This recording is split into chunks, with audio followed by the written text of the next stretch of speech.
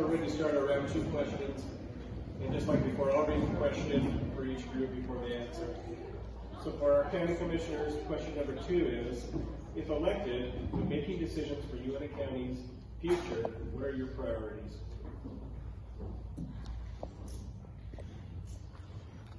All right, that's 5 minute break kind of threw me off my groove. I thought I had this all ready to go. I gotta get going because that 2 minutes went fast. So a few people have mentioned the pay gap in the county. 4 years ago, that was a priority, and I was very heavily prioritized to the Sheriff's Department. I've been very vocal about that. I want to let everybody know that as of today, the average law enforcement officer in the county is making $200 to $400 more in a take-home pay than they were about a year ago. So we're making strides. For some comparison, we've got Summit County trying to poach our guys, but are offering $12 grand more a year. Summit County has a $19 million law enforcement budget. That's more than our whole county budget. So it's hard to be the top payer when we're competing with like Summit County, Sublette County, even Sweetwater County with their mineral richness, I guess you could say. But pay gap is a problem for sure in UNT County, and it's not just in UNT County. It's a lot of our industries in the county. A lot of our businesses are having a hard time because there's a lot of good paying places out there. So what can we do? One thing that we've done, looking through the last 4 years, there's been a handful of positions that we've been able to eliminate through attrition, spread some of those jobs out. That frees up some cash that we can, one, be conservative with our dollars and be more productive. That pay gap is countywide. A lot of the city residents maybe doesn't care about the county roads out there that they don't drive, but is what they do care about is they don't want to stand in line for 45 minutes to get their license plates renewed. So those are some things that when we prioritize those, can't do them all at once, but we're prioritizing those things. Investing in our youth, they are the future of UNT County. How we do that, still kind of roll around in my mind some ideas. And then also continue to be an advocate for multiple use on public land. Thanks.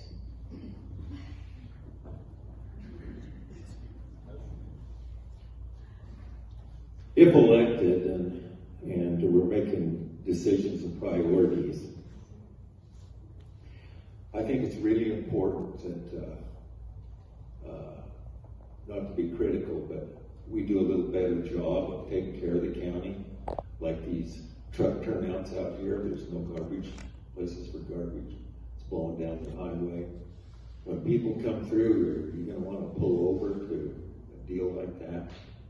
Or maybe they'll figure we could slip on into Green River or something else. And I see Sweetwater County has garbage at every turnout, garbage cans. I thought it was just the local guys at Burnt Fork doing that.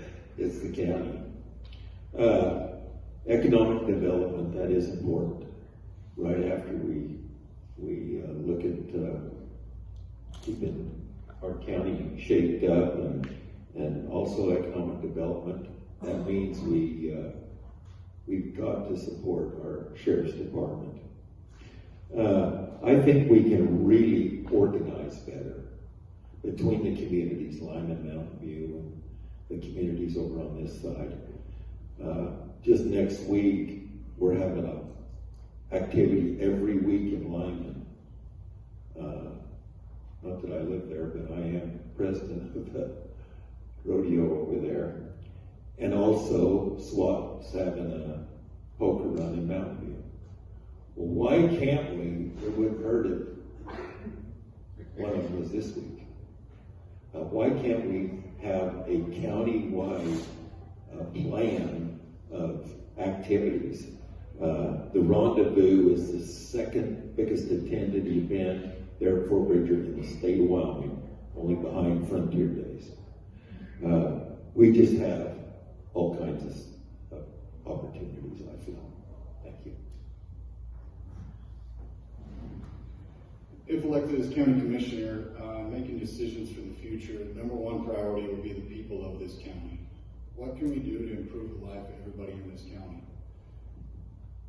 One thing that, as far as our pay goes for everybody within the county, the reason we have such low pay is because of the funds that are coming into the county. How can we improve the amount of funds and the amount of budget and the larger budget for our county so that we can go ahead and improve the wages for our sheriff's department, for our employees, improve our, retirement programs for our employees. The money that comes into the county has got to be generated through economic development through the private sector. We've continued to lose jobs, lose businesses, lose industry in this county, and that has slowed the funds that go into the budgets for every single department within the county. So the people of this county are priority number one, but the way we go ahead and improve lives in this county is going to be through economic development. That economic development is going to be through private sectors, and the commissioners have got to be actively trying to either recruit, gain businesses to move here, grow, enable them to grow, hire employees, offer better benefits. So priority number one is the people of the county, but I think priority number two is the economic development, so we can get money flowing back into the county to improve our budget so that we actually have the money to spend. It's a grand idea to raise wages and raise all these great things. You still have the money to do it. And the only way to raise more money is through private sector and through the taxes and through all of our funds that need to go into the county so we have more to spend on those people that work for the county, for people in this county. We also can use that money for infrastructure. So economic development would be priority number one, but through economic development, that is a benefit to everyone in the county. So question number two for the candidates for sheriff. What are you most concerned about regarding the sheriff's department, and what would you do to correct it if elected? Everything at the sheriff's office is important. I don't know that you can prioritize one thing over another. If I said dispatch was a priority, then I'd have detention, upset, and patrol would feel neglected, and all the other people that work at the sheriff's office. When you have 50 people working for you, it's hard to keep everyone happy. When you do a promotion, one person is happy. But we did a lot of things with dispatch in the last few years. Our 911 system is state of the art. Our other system was failing miserably, and the commissioners can attest. I screamed as loud as I could till we had a new 911 system. Our radio system is all replaced, new. They're building a tower up on the Butte this summer, so we may be going to WildLink later on this year. We looked for grants for dispatch. We took, and in detention, we did a whole new lock system that makes things a lot easier for the detention officers and logs the rounds that they make. That took all of the door controls and everything away from dispatch. And so a year or so before that, we did a video visitation system at no cost to the county. And that took all of those people coming into the lobby and distracting dispatch from their dispatch duties. So hopefully we made things easier for them. The pay is still a problem, when you have people after your quality people and can pay them more, and they don't have to work midnights and they don't have to work holidays and all of that. It's really hard to keep them. So we're continually all the time trying to find out what we can do better. I'm not very tech savvy, but if we can do it smarter, better, and technology can help us do it, we've done it. Thank you. Thank you. So I'm most concerned about personnel. You got to take care of your people. If you take care of your people, they take care of you, the citizens. Yes, we have dispatch, detentions, patrol. We're all on the same team. And sometimes you have to prioritize what comes first, what comes second, what comes third. You explain that through communication. Right now we don't have communication. If you have communication, everyone knows what's going on, there's no surprises. You have to have communication and agencies. You have to get out, communicate with everyone in the community, the personnel, the citizens, you name it. We have to have communication. So those are two big ones there. Next is retention. We got to have retention. We're losing long-time employees that have 3-5 years to retirement. We gotta figure out what we're doing wrong to keep those employees. It's a lot of experience out the door. I think detention has 5 or 6 people on training right now. That's a lot of money to the taxpayers. Every time we lose someone, it costs county more to train those officers. And it's not cheap. So we gotta do something about retention. And I think that's through unbiased leadership. We have to have unbiased leadership. Everyone's on the same team. We're just different divisions. And we all have the same goal in mind, and that's serving the public. Thank you. So our round 2 question for the candidates for mayor. What is your 10-year vision for the city of Evanston if elected as mayor? Well, I appreciate the question, and I think truly that is probably one of the reasons why I've chosen to seek re-election. And the reason that is honestly, as long as I've lived here, we've talked about the need for diversification and for other employment opportunities. We've been able to rely on the oil and gas industry for much of the resources that we need as a community, as a county, as a city. And unfortunately, that's simply not the case anymore. And so it is imperative that we diversify that economy. There was a reference to some of the businesses that are coming to Evanston currently, and I'm pretty proud of that myself. And I think much of the reason why that is happening is we have been able to assemble a team. It's not just me, it's not just the city council, it is city employees, city department heads. It's a group of individuals who are like-minded and are working together to better our community. That has created a situation that we become more inviting, more welcoming, more open to business moving here. I've had a chance to visit with the individuals, the corporations that are coming here as well, and I'm pretty proud of the team that has been assembled that has had the opportunity to make that happen. I take that responsibility pretty serious. The mayor appoints all of the department heads of the city: the police chief, engineer, the planning director, the engineer, all of those individuals, and that team is a cohesive group that has benefited this community. I want to see that continue because I think right now we're on a positive direction. I think we're in a good direction, and I want to see that continue. I think that is a group effort, and I take that pretty serious.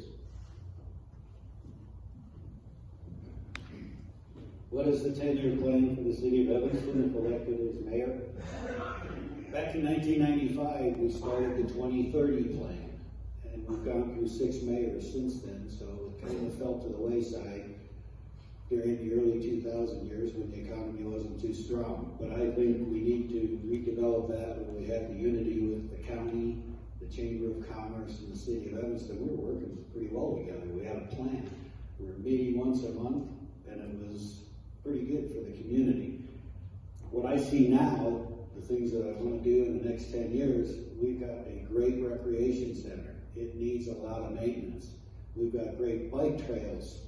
We want to be a destination. I want to see those bike trails expand. I want to see cement instead of the blacktop through the Bear River Parkway. We can do these things if we work together, and I believe we can. And in the next 10 years, I hope SWAT is up and running, and Evanston is a destination, not just a truck stop. I believe we can make it all work, but we have to work together, and I think we can.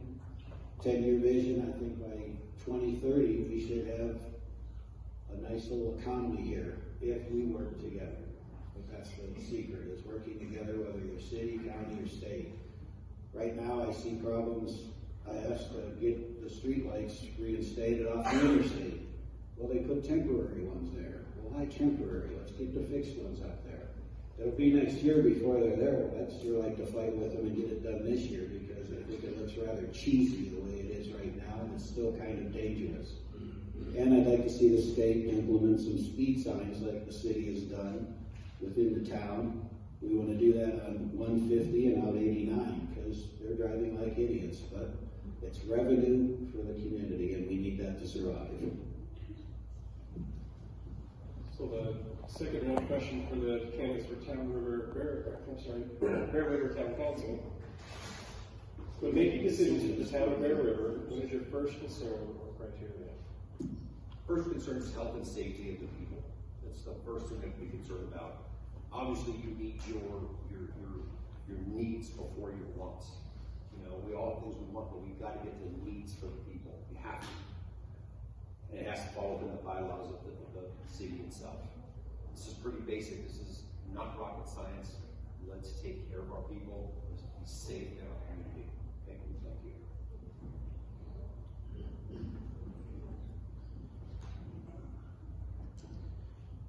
So when making decisions for the town of Bear River, you know, one of the things that's kind of interesting about Bear River is it's kind of its own animal out there. You know, it's not industrial. It's not riddled with businesses. You know, it's a town. It's a community. And so when I look at what might benefit, you know, the town of Bear River, what I think about first is always the people. There's like, like mentioned, we've got to look at, you know, make sure that our people are safe, that they can be cared for in an event of emergency. So we've had emergency generators brought in and put in the town hall for the emergency center for our people that come to it, that it comes down to it. But some of the things that I think is things that I'm proud of that we've done in the last few years that is really great is, you know, things like we've continued the tradition of the trunk or treat, giving people, you know, that fun event. That's incredible out there. It's a lot of fun. And then, you know, we had our anniversary for the town, and we brought meals for everybody in the town to be able to come out and enjoy and celebrate the anniversary of Bear River. And then, you know, put out a few phone calls and, you know, got the big band during Christmas time to come and do a little Christmas party and spread some cheer for all the little ones. And, you know, that was a lot of fun. There's different things like that we want to do to preserve that hometown feel that is Bear River. We're not a big city, we're not a big town, but we have a wonderful community, and that's what I want to make sure that we keep is that hometown community.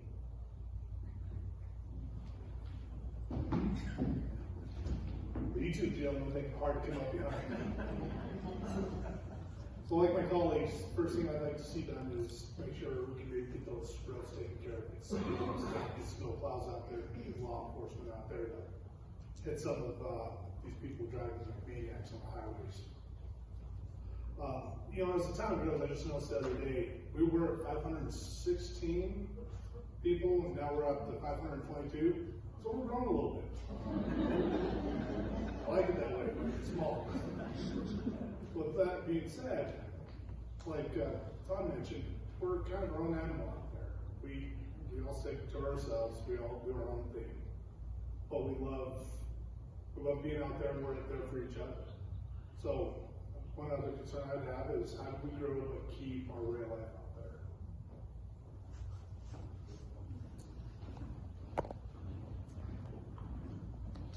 So we're ready for our closing statements, and each candidate is limited to 3 minutes this time.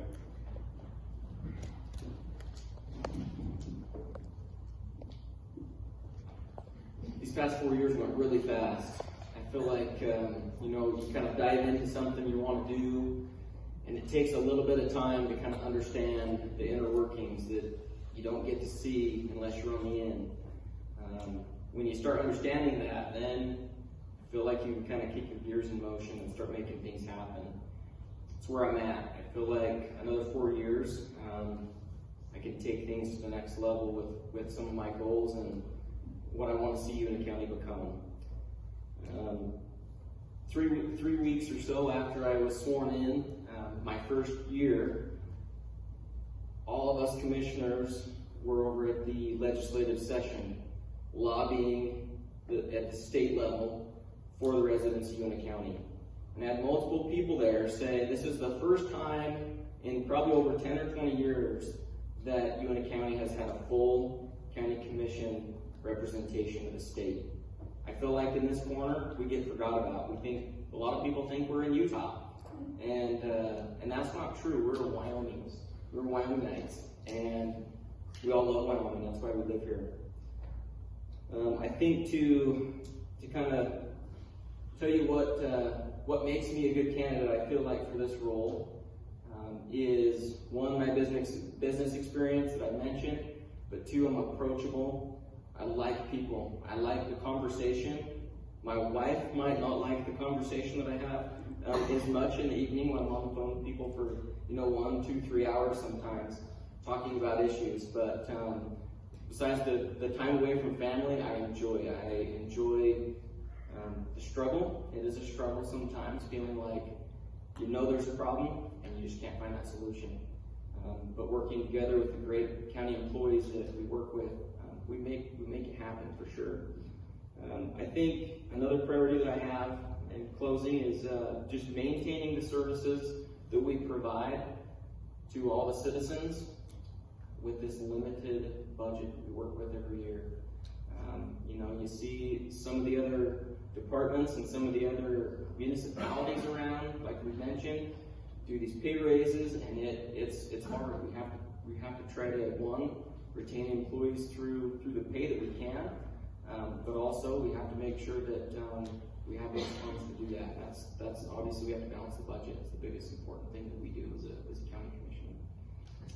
I just ask for your vote, and I ask to tell your friends. I appreciate all of you being here. I think the very most important opportunity and thing that we have as a citizen is to vote. And you being here tonight says that you care about that. It means something to you. You're taking it seriously. As a candidate, I appreciate that wholeheartedly.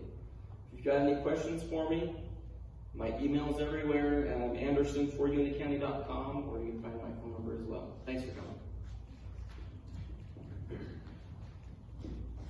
I really want to thank all of you too.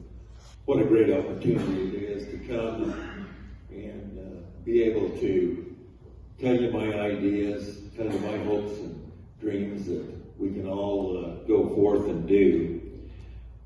Again, I think our communities could organize better. And there is a difference between this end of the county and the eastern end. Right now, there's a huge struggle over there with this Colorado River Compact. They're wanting to take most of the water that they can. And it's going to be a tough deal.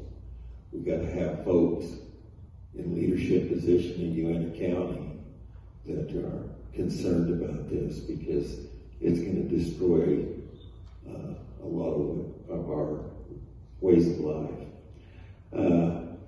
I want you to know I do commit to go to the meetings. I might be a long ways away from Evanston, but I have attended planning and zoning meetings in the last 6 months. I have been to most of the county commissioner meetings in the last 3 months, work sessions, and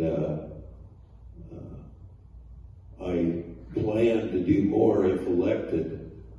I'd like to show up at 7 o'clock in the morning at Road and Bridge and just see how they're doing. What do they need? What's their concerns? When you're at the county commissioner meeting, you get the heads of departments, but like my dad always said, if you want to know what's going on, ask the guys doing the work.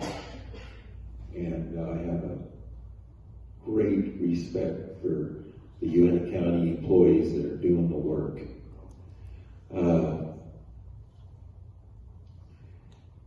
Economic development, that's really important. But we got to watch how we grow too. We just can't have it cut or loose. We've got to pay attention to how that's done. I've gone to most of the SWAT meetings. I really like those guys. But when you put a 30-mile trail out in the outback with no outhouses or garbage places, I think that's irresponsible. We've got to take care of our outback as much as our communities. They are the key to the future. I appreciate all of you. I ask for your vote, And I want you to know that I'll work as hard as I can. I don't go on vacations.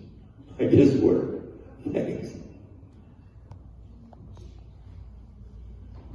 First and foremost, I want to thank the chamber for putting this on, and how much I respect everybody at this table. It takes a lot of courage to stand up here and run for office. And you're here to serve the community. That is the job, serving the community, to doing the best you can to do it. The reason I feel like I'm qualified, one is going to be my background in finance. I got also my business I've run since 2014. I deal with employees, I deal with business finance, I deal with budgets. A few boards that I also sit on. I sit on the Economic Development Board, appointed by the county. I've learned a lot sitting on that board. Information about the county and what we've got going on for economic development, whether it's be working with the city for businesses that are coming into town, whether it be partnering with the city for fairground stuff. There's a lot of different partnerships working together that we can work on for economic development, because the economic development is going to drive growth in this county, and it's going to drive a bigger budget for bigger raises, everything else. I also sit on the Evanston Youth Club board. I've sat on that board for a few years. The work that the Evanston Youth Club does for this community doesn't go seen as well for the impact that it has upon our youth and our graduation rate and what it does for this community. So that's been a real privilege to sit on that board as well. Sit on the Evanston Golf Club board. If you can't find me working or helping in the community, you can usually find me on the golf course. I also sit on the Evanston Calvin Joe board. Even though I went to Westminster College, I take a lot of pride in Wyoming. I moved here when I was very young, and from that time, I have taken a lot of pride in the fact that I live in Wyoming. We get forgotten about in Uintah County down here in the corner, and I see it as I travel the whole state. A lot of us, they forget about us, they don't care about us, we don't give a voice. So as a county commissioner, I want to be a voice from Uintah County to the whole state. I want to remind them that we're here, you need to remember about us. We need the business council to funnel business toward Uintah County. We need the rest of the state to say, hey, you know what? We're in an opportunity zone because we've lost so much employment, so much economic development in this county. The rest of the state needs to help us out when we need help too, and we need a voice, and I think I'll be that voice. So, appreciate your votes. You can get over me at jkl0206@yahoo.com. You can follow me on Facebook, Jesse Lynn for Uintah County Commissioner. Try and post videos as much as I can, talking about whatever kind of issues that may not have been brought up at this forum. So, appreciate it. Thank you. When I was growing up, my mother always would tell us that she didn't care what we were, career-wise, as long as we helped other people. And hopefully I've done that over the years. This job to me is not a job, it's who I am. And I take it very seriously. I strongly disagree that the sky is falling at the sheriff's office. We've done a lot of good things. We have lots of good people working there. We do our best to take care of matters as they come up. It's just, it's hard to please everyone. As we look at what's going to happen over in Kenner, I think that's going to be a real impact on Evanston. I remember the boom days and the man camps and all of that. So I really want to be part of the planning for that and make sure that these companies are going to pay their fair share of the infrastructure needs that are going to happen and the enforcement needs that are going to happen. That they pay that and we can reap those benefits and be prepared for that. This job is really hard at times and really rewarding at other times. I think one of the biggest things that we're going to face is, and we're already facing it, is the mental health challenge that's coming and that is here. Whether we're dealing with the people in the jail or we're dealing with them out on the street, it's a sad deal. And we have to do our best to take care of those people. And we need to really push hard on mental health reform. And there is a new law that has run into effect and will be in effect in July of 2024 that is a mental health bill that is going to address some of these issues. And so I'm really looking forward to being on those planning committees and helping with that. You know, I work really closely with WASCOPS, the Wyoming Association of Chiefs and Police, and we look at things across Wyoming, the 23 sheriffs, and we try to figure out where as a group that we're going to focus our efforts and how we're going to address things that come up. And I think that's really beneficial to get the other 22 sheriffs and their ideas and the way that they're doing things. And so I look forward to continuing working with them. I thank you all for coming tonight. I know it's important to educate yourself and make the best decision. You know, I drive a marked patrol vehicle. I wear a uniform. My number has never been unlisted. If you need to get a hold of me, I answer the phone. I will call you back if I'm not available. And I thank you for coming. Thank you. I thank you all for coming tonight. Thank you to the Chamber for putting it on. You know, Uinta County is a great place to live. I've been here since I was a sophomore in high school. And it means a lot to me. I've served on Evanston City Council. As two of them up here can attest, I'm a pretty blunt guy. You know, everything I've brought up is straight from the citizens' mouth. It's not me making stories up or trying to mudsling. I won't mudsling. I refuse to. I've been on the receiving end of it, and I just let it go. I'm an honorable person. I'm approachable. You can call me. I'll answer my phone. I'll drive a patrol vehicle and wear a uniform. I'm going to work with others. I'm going to work with the citizens. I'm going to work with state level leaders. It takes everyone to make a community great, not just one entity or one person. It takes us all. It takes the commissioners, the sheriff, the city, the town of Bear River. I know Bear River struggles with speeders. We go out there all the time. You know, that corner is terrible they're talking about. But, you know, one thing you guys may not see over here in Evanston is the reliability that the eastern side of the county has for the sheriff's office. And Joe B hit up on the SWAT trail. And we can take our patrol vehicles anywhere on that SWAT trail. We don't need any special equipment. Okay? And we need to be out there because there's ranchers out there with their livelihood at stake patrolling. It's time to put the deputies back in the county. Keep them proactive, get that public trust back, get the working relationships back with the other agencies, go to WASCOP meetings as a sheriff, go to state meetings as a sheriff, and make the community a better place. Thank you.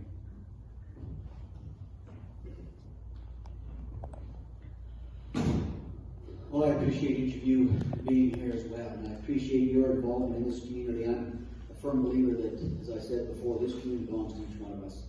And so, as you and I each take an active role in the direction that we go, I think we'll be more successful. One of the commitments that I made when I first sought office was to make sure that we as a community had a door as wide open as we could possibly get it to business. Quite honestly, if the businesses in our community are not healthy, if the businesses in our county are not healthy, then the city of Evanston is not healthy. That is what generates the funds by which the city provides services. And so I have great respect for those many of you in this room that operate businesses, that are involved in businesses, and I want to continue to make sure that that door is as wide open as we can get it. If business is honorable, decent, and legal, and all of those things, we need to welcome those efforts and those businesses.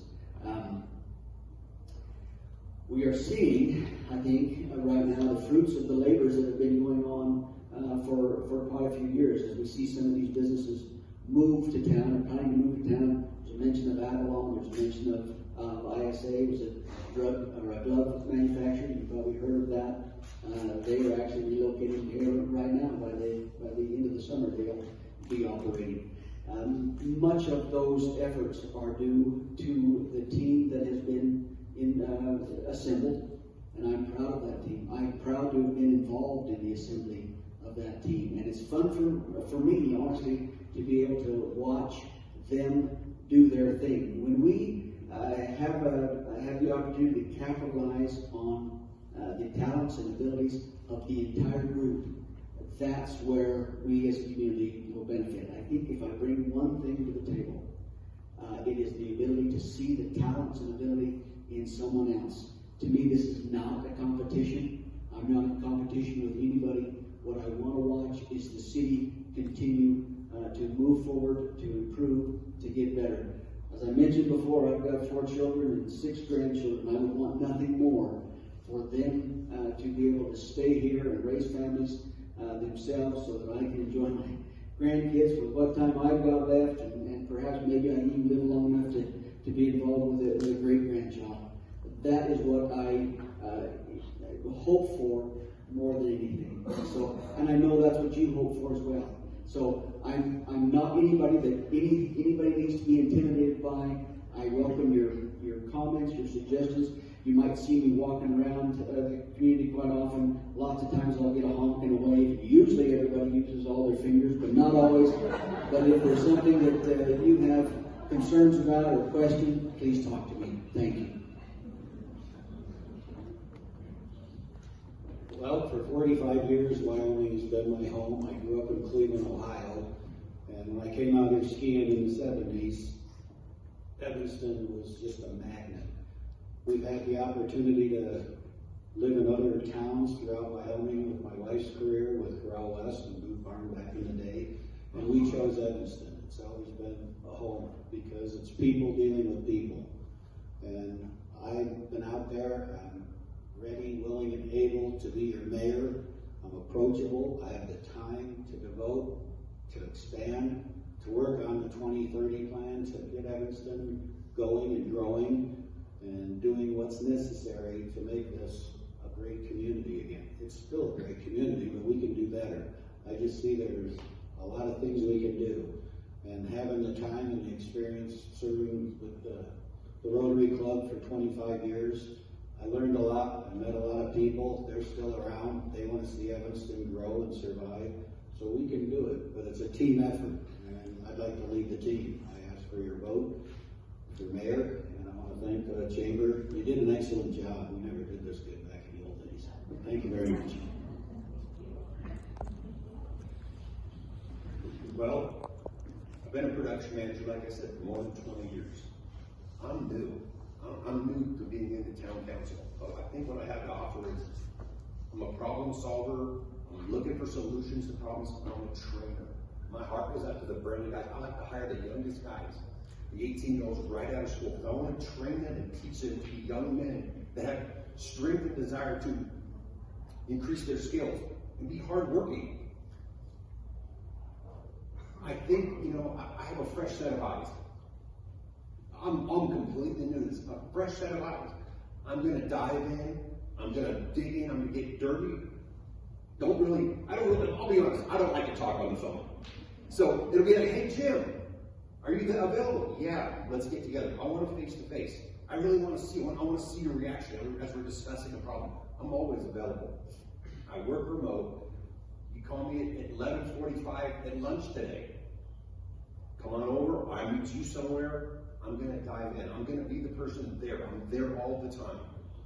I want to support this community. I'm looking forward to the opportunity of this task. And I want to do the best I can. I look in the mirror every day and go, oh, Jim, did you do the best job you possibly could? And every single day I always say, no, I could have always done better. So my goal is to push myself, do whatever I can to help the community grow with whatever their needs are.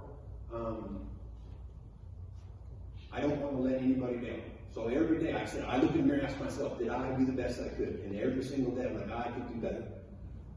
Okay? Thank you all for the opportunity. If you need someone for Bear City, for the town council, please vote for me. I'd appreciate it. Thank you.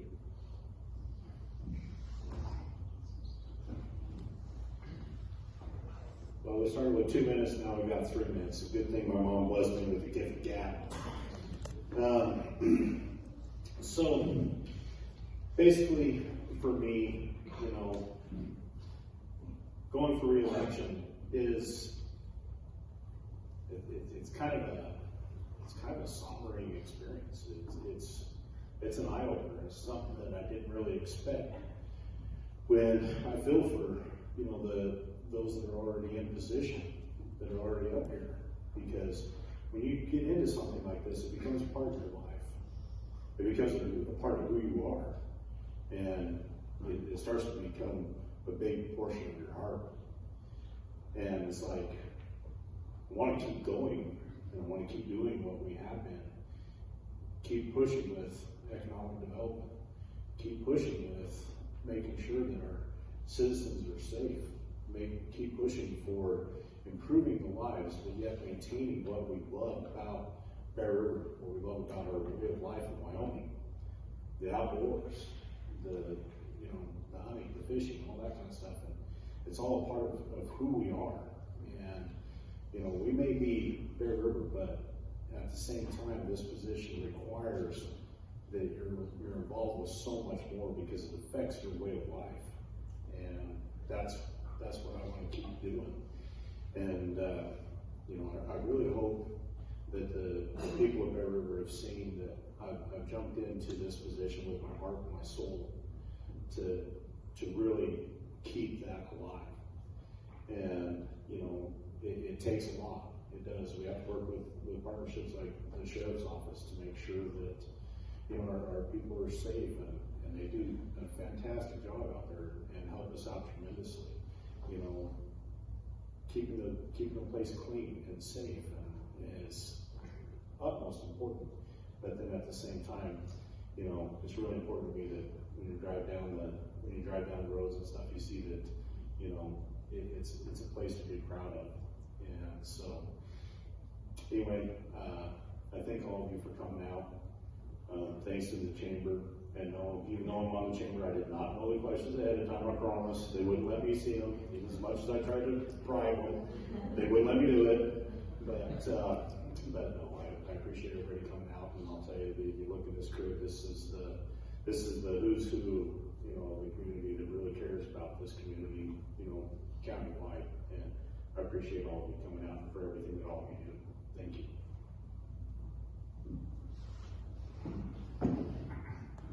Well, I'll keep it short and sweet since I'm the last one here, get you guys out of here. You all have some homework to do. There's a lot of great candidates up here. I don't know if you can go wrong with any of them. That being said, in 1982, Ronald Reagan, during his speech, said, "The right to vote is the crown jewel of American liberties." And I think that's true. I encourage you guys to go out, talk to people, encourage them to vote. A lot of people don't think that voting counts. Well, it does, especially at this level. It's our day-to-day lives that we have to deal with, who we elect. Other than that, thank you for your time. I appreciate the opportunity to come out here. Don't forget to get out there August 16th and vote for primaries, and then November 8th in the general election. Thanks for your time.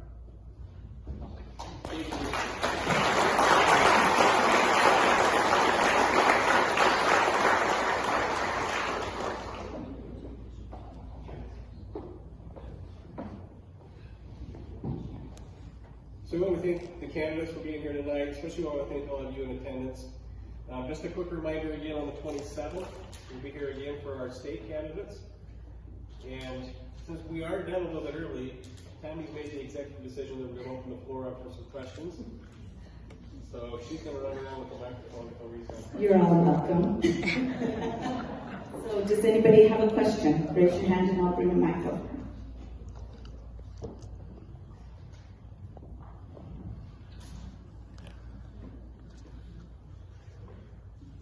This question is for the sheriff's candidates. What is your, in light of what's been going on recently, what is your position on red flag laws and civil asset forfeiture?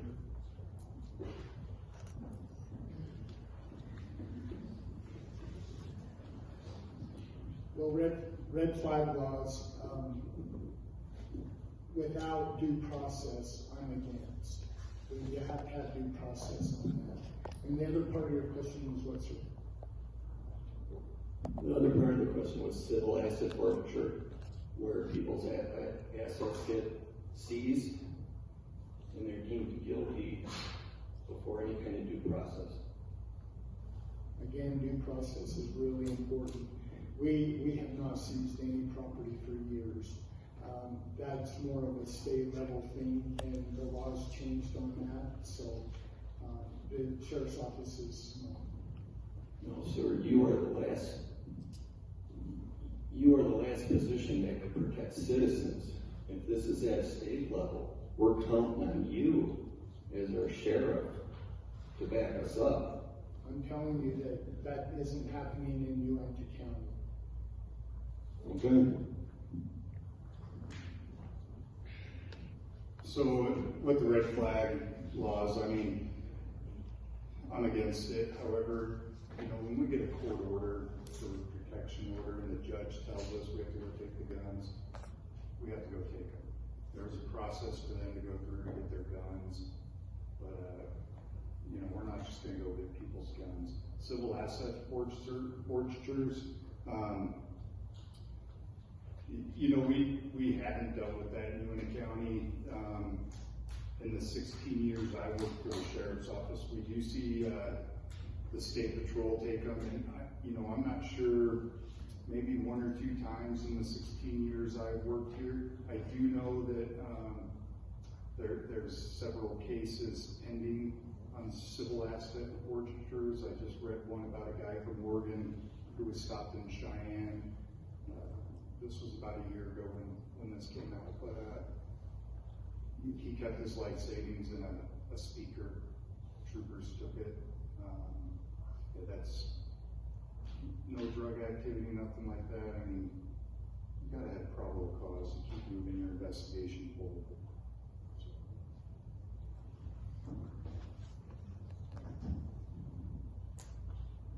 I'm not sure who will answer this, but it's an open-ended question. Recently, I've been reading in the paper about our ambulances struggling to make budget. This is very serious for our friends in Bear River, for the rest of the people in the county.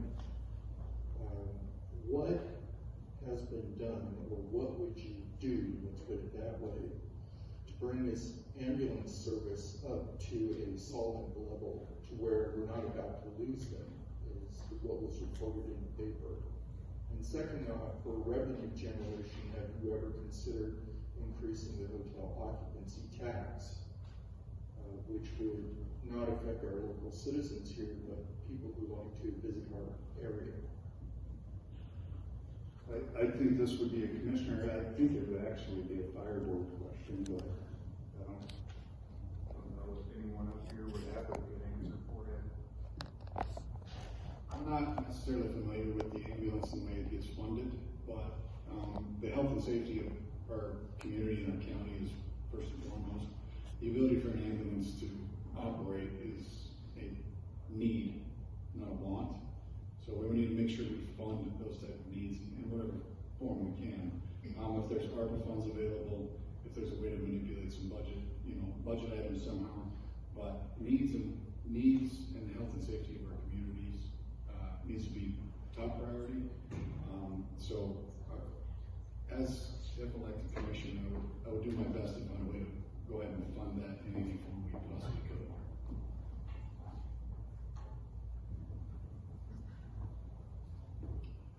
I give a lot of history talks, and I always say, if you got a question, I've got an answer.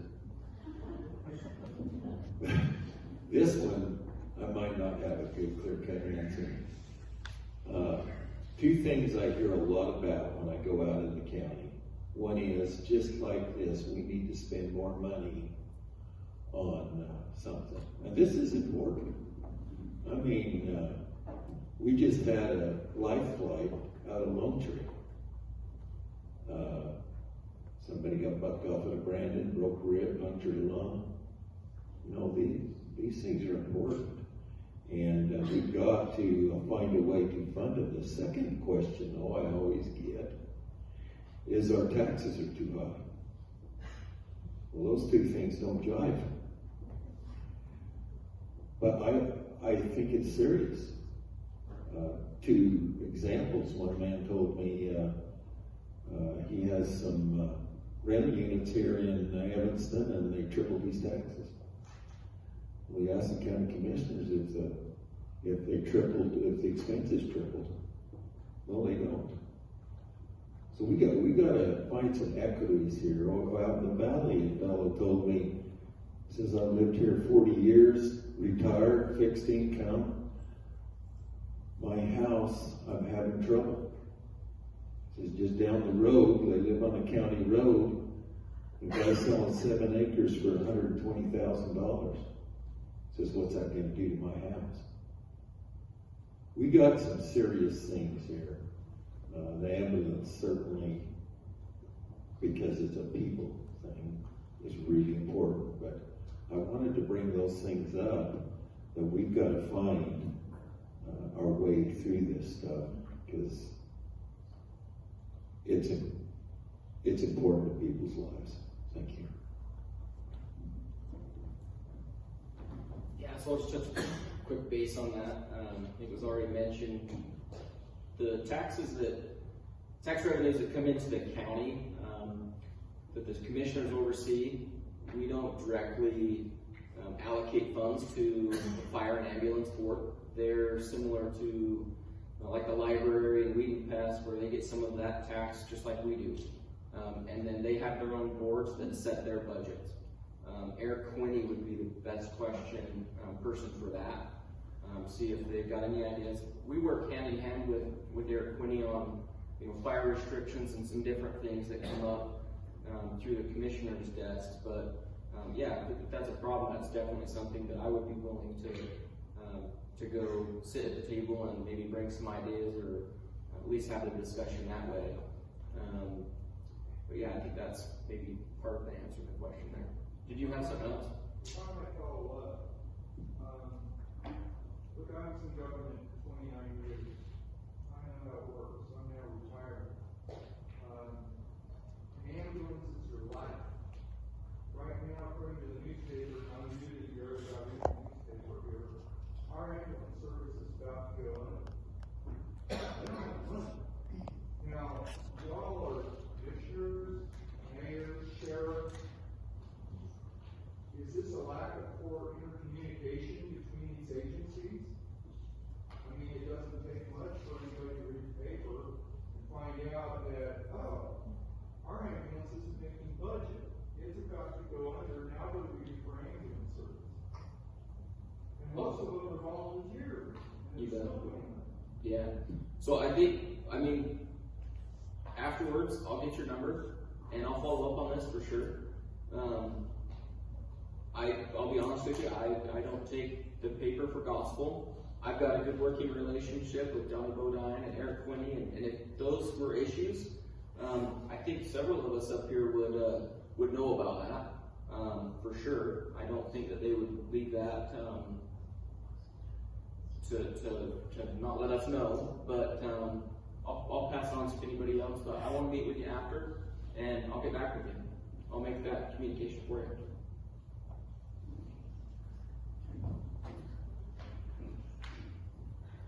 There's a good example of going to our departments, not having them come to us.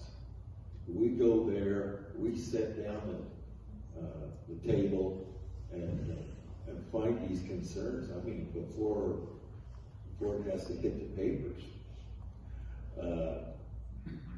I read the paper all the time too, and I read that. And I've said all the way through, I'll go to those departments and sit with them in the mornings and find out what's going on. Just to make it short and sweet, I work with finances, budgets all the time. I'm not a city commissioner at the moment, but that would be a goal of mine to work with every single department, every board. It's easy to look over budgets, finances. If somebody's lacking or misspending of funds, it's easy to see in those budgets most of the time.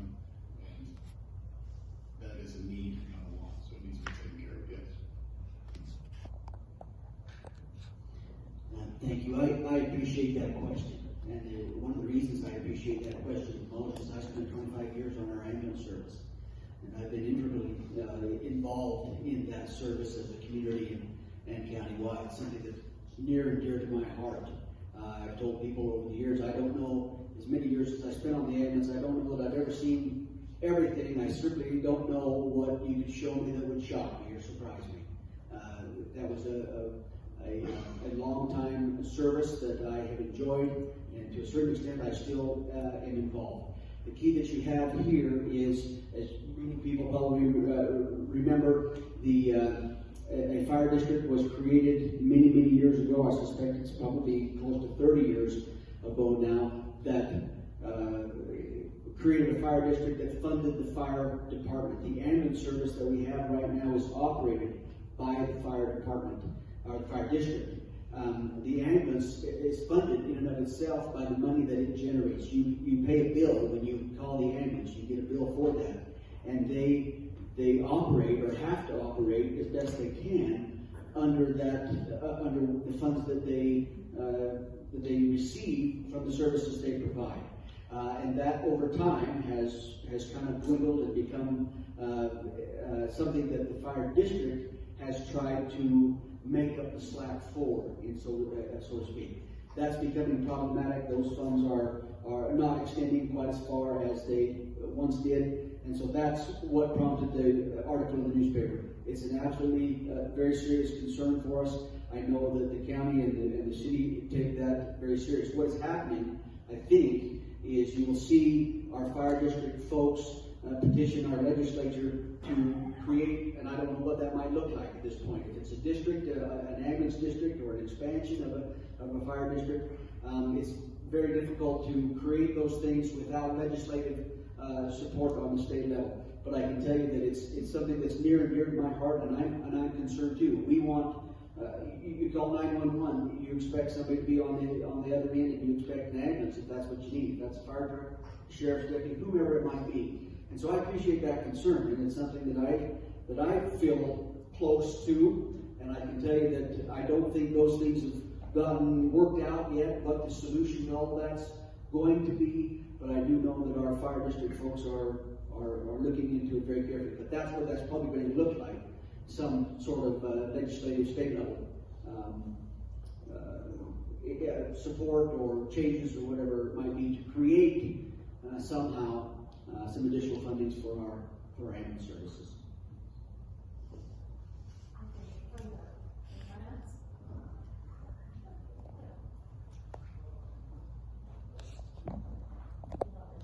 This is probably a question for the candidates for commissioner. You're talking about economic development, but what about real estate development? In terms of just residential, or so the availability of okay.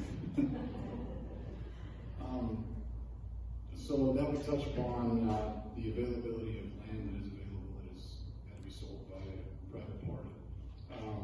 I've also, sitting on the economic development board, we've looked at all the situations where certain people own certain pieces of property, and you're just kind of stuck with that situation. I haven't found a real good solution of opening up more property, but having a sit-down conversation with those people that do own property. I mean, I've looked at certain pieces of property in the county, and everybody's trying to bank on this, hey, real estate's up through the roof, let's capitalize on it. So I agree a lot of it's overpriced, but it's basically people trying to make a profit on it right now. But I think it is a big problem, the availability of residential lots, residential spots for people to move into this community and for it to be affordable. That's the solution where you got people that own the land and it's up to them whatever they want to sell it for. But as a commissioner, it's not out of the question to sit down and have a conversation with people and say, hey, if that land doesn't continue to move or be available for people to move in, or for businesses to move in for that matter, the economic development slows. And economic development is the flow of money and the flow of property, the flow of assets. If we can't get that flow of property, money, and assets, then that slows our economic development. So, hopefully that answers your question.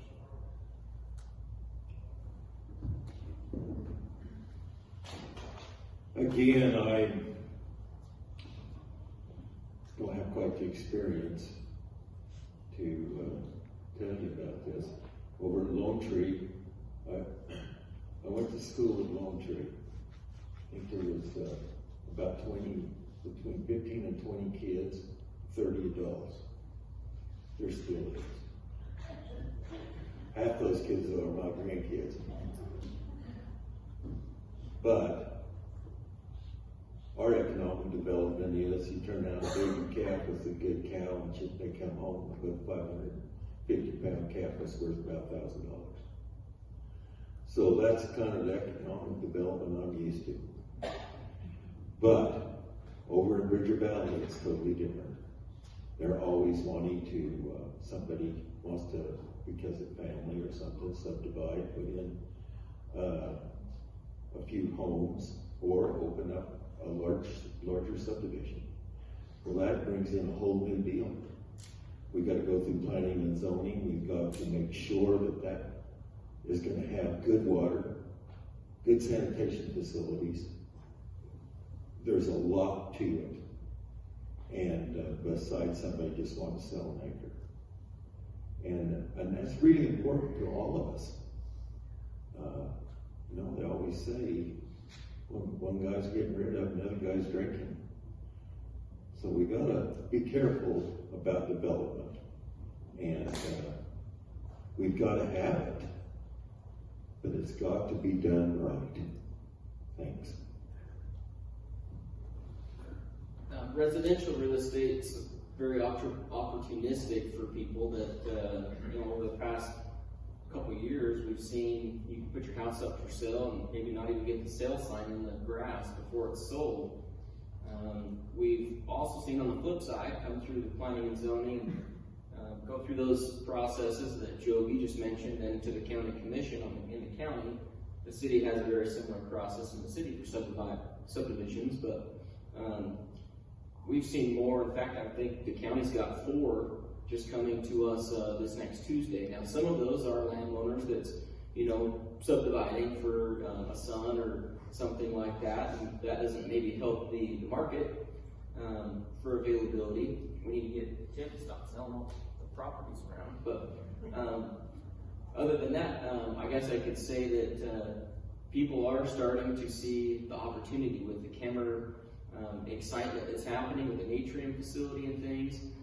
The Bridger Valley they've got a lot of little subdivisions happening that there's going to be some lots for sale, which will be good.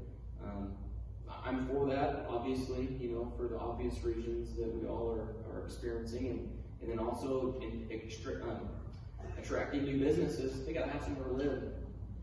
So, yeah, kind of what everybody else said, but just threw that in.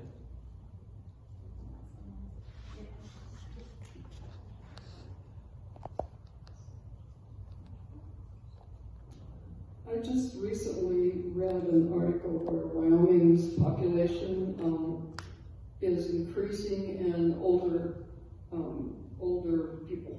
In other words, seniors are increasing, and seniors and younger and kids are the highest in the population. And I probably bugged you guys many times at the city and other places. What would, at the county and the city probably to answer this, what would you be willing to do, or where could you go to attempt to get some kind of development for senior housing and low-income housing? Because the housing that is being built is not affordable housing for a lot of people. So what could you do to develop senior housing and low-income housing? Okay, that's a great question. I'll be honest with you, not going to lie or try to act like I'm a professional in that realm as a commissioner, but something that I think is probably what I would do as commissioner, not having the experience in that in Uintah County as of now, is go visit some counties around the state that have luck doing that. I know that there has been some proposals or some ideas in past years of some housing projects. Don't know exactly where those are at, but yeah, that's a problem. Housing is a problem no matter who you are right now, for sure.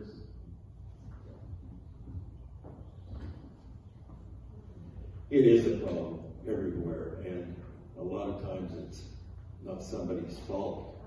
It's just that there's not the economy or the availability for that person.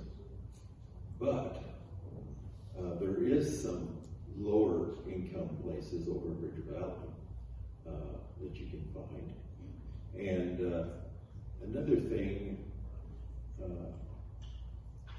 is out here for the older folks, this facility, I can't think of the name of it. My grandma, she passed away at 103, and she was over there for a couple of years. They're wonderful people. Some of our family went there every single day. And I think that's really neat here in Uinta County to have such a facility as that. Now, I'm not sure about lower income housing in the area, but there's always a place for a double wide. That's what I live in. To address the low-income housing, I mean, that's going to take some sort of funding as far as the state level or anything like that to assist in funding for low-income housing and developing it. As far as the senior living and stuff, the large influx of a lot of the senior citizens is Sheridan's got a huge influx. It's been dubbed as a very big retirement community. Cody's got a pretty good influx. All of these in Jackson, of course. Our job, I think, as a commissioner is to work with all the other commissioners in the state to say, hey, what are you doing to solve this problem? So all these different parts of the state that are having an influx of your retirees, your older people, or if we've got a low-income housing shortage, and I feel like we probably do, let's work with the rest of the people in the state. Hey, what did you do to get funding? What did you do to get it done? And find the answers that way. Instead of just trying to possibly come up with our own, let's work with everybody else in the state to see how they solve the problems.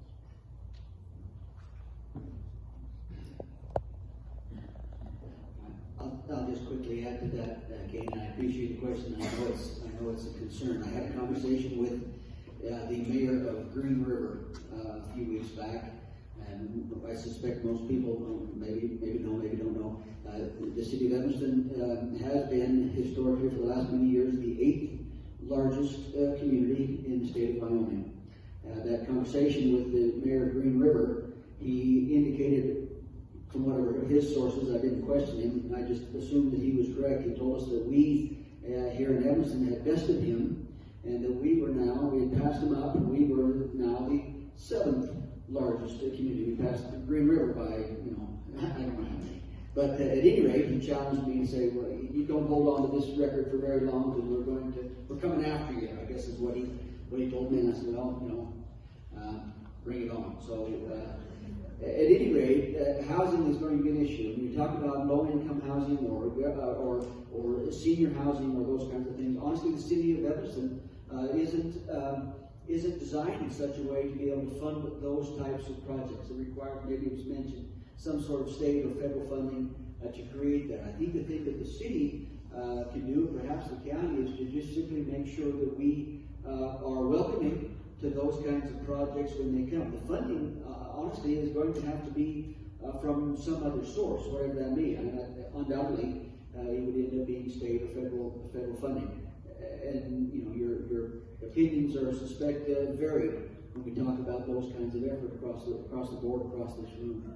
But as far as the city goes, I think the way that we would respond to that is just simply to be welcoming and open to look at locations and permitting processes to make sure those are appropriate wherever they might be. But the funding for that, honestly, is going to have to be something other than the city. From the real estate side, I've experienced for the last couple of years on selling properties to be developed. We have such a short building season, it's hard for them to come up here. Then the price of lumber has quadrupled. It's made it very difficult for private entities. I've talked to dozens trying to get them to come up to Evanston to develop. But it's too easy to work down in Utah or Colorado or wherever. we have a short building season. So we have to be real creative, and I think there are ways that we can get with federal governments and work on that entity to make it happen for Evanston. You know, we have a senior housing, one level living, all that. We hear it every day in the real estate business, and there's nothing here. Everything's a split entry. But I believe we can make things happen just by working together and getting the right people involved.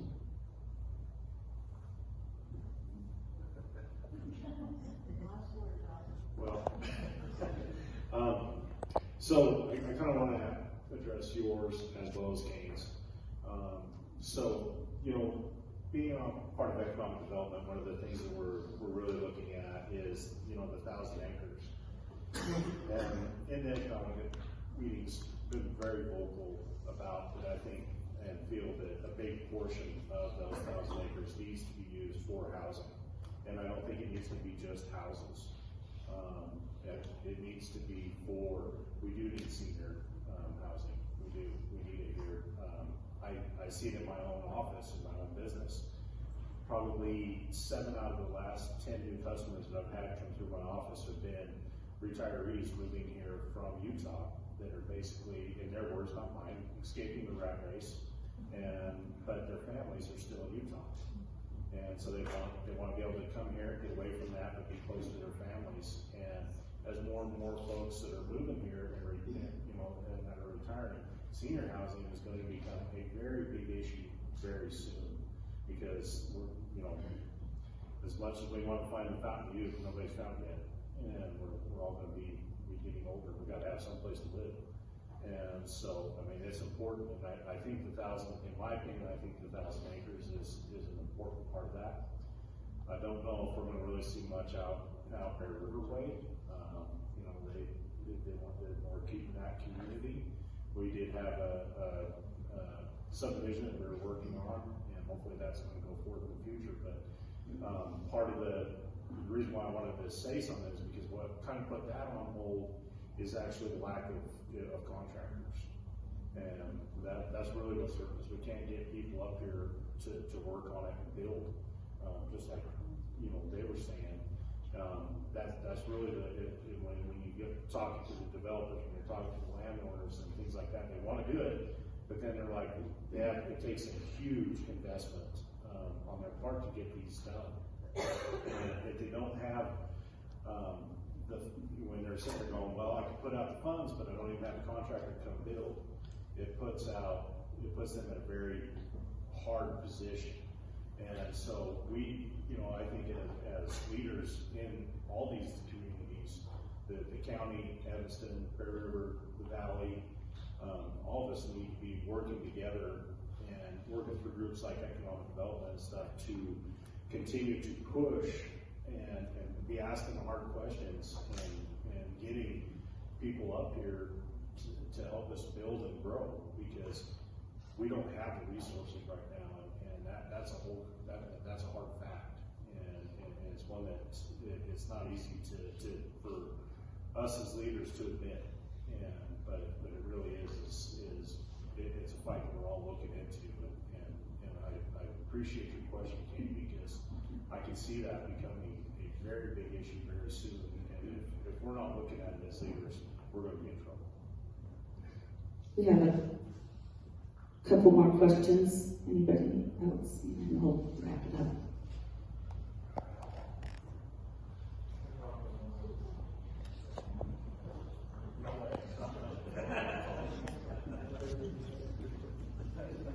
For the mayors, we have the homeless motel down by the Main Street there that it has for sale.